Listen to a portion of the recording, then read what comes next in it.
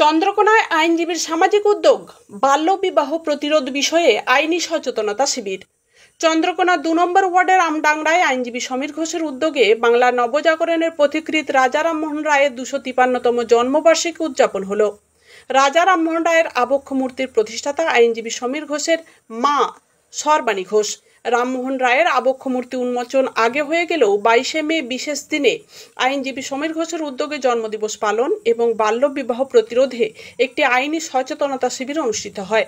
এই অনুষ্ঠানে উপস্থিত ছিলেন ঘাটালের মহকুমা শাসক সুমন বিশ্বাস, চন্দ্রকোনার assistant commissioner of revenue Amit Goswami, Ghatal state ব্যাংকের চিফ ম্যানেজার সায়ন্তন সেনগুপ্ত প্রমুখ। অনুষ্ঠানে বাল্যবিবাহ প্রতিরোধে আইনি সচেতনতার বিশদ ব্যাখ্যা দেন সমীরবাবু। অনুষ্ঠানে উপস্থিত বিশেষ ব্যক্তিত্বরা রাজা রামমোহন রায়ের জীবনী ও বাল্যবিবাহের বিরুদ্ধে নানান বিষয় নিয়ে আলোচনা করেন। সমীরবাবু বলেন, সামাজিক দায়বদ্ধতার জায়গা থেকে আজকের দিনটিকে উপলক্ষ করে এই বাল্যবিবাহের বিষয়ে আইনি সচেতনতা শিবির আয়োজন করেছে। এখনও যে হারে বাল্যবিবাহ হচ্ছে, এতে বর্তমান প্রজন্ম এবং ভবিষ্যৎ প্রজন্মের সমূহ বিপদ সংকেত। তাই আজকে এই বিশেষ আয়োজন। এই দিন উপস্থিত ছিলেন নারী পুরুষ নির্বিশেষে প্রায় ২ শতাধিক মানুষ।